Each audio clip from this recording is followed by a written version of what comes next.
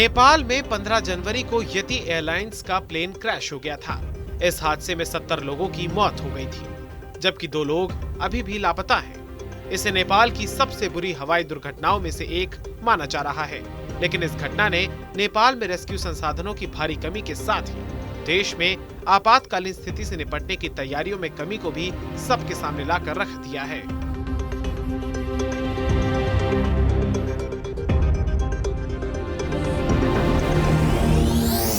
अब तक की जांच और चश्मदीदों के बयानों के आधार पर रनवे यानी हवाई पट्टी बदलने का फैसला सबसे ज्यादा सवालों के घेरे में है।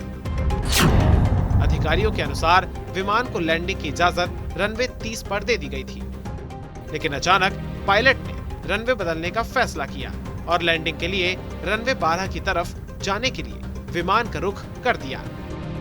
लैंडिंग की अनुमति मिलने के बाद विमान ने एक मोड़ पर अपनी ऊंचाई खो दी। चश्मदीदों ने भी विमान के बहुत नीचे आ जाने की बात कही है।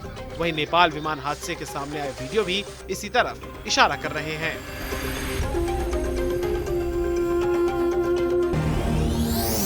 नेपाल सिविल एविएशन के मुताबिक नेपाल में 1955 में पहला विमान क्रैश हुआ था। इसके बाद से अब तक 104 विमान हादसे हो चुके हैं। इन हादसों में 914 लोगों की मौत हुई है। पोखरा में हुआ विमान हादसा नेपाल का तीसरा बड़ा विमान हादसा है। और अगर पिछले 12 सालों में हुए विमान हादसों की रिपोर्ट पर नजर डाली जाए तो आंकड़े बेहद चौंकाने वाले हैं।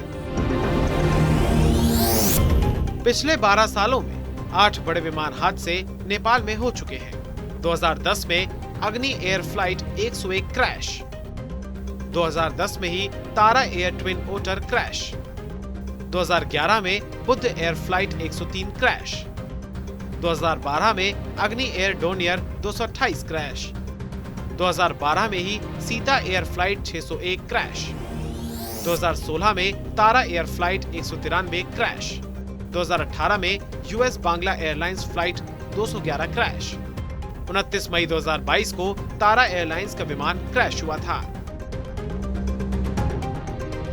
प्लेन क्रैश की जांच कर रही टीम के एक सदस्य ने बताया कि ऐसा लग रहा है कि विमान का गलत संचालन, प्लेन में तकनीकी खराबी या पायलट की थकान हादसे की वजह हो सकती है।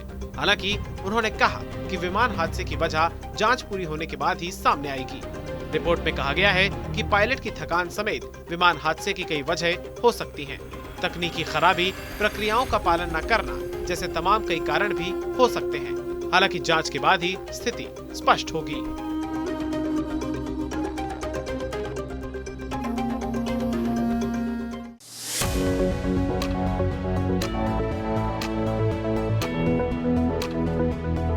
Thank you.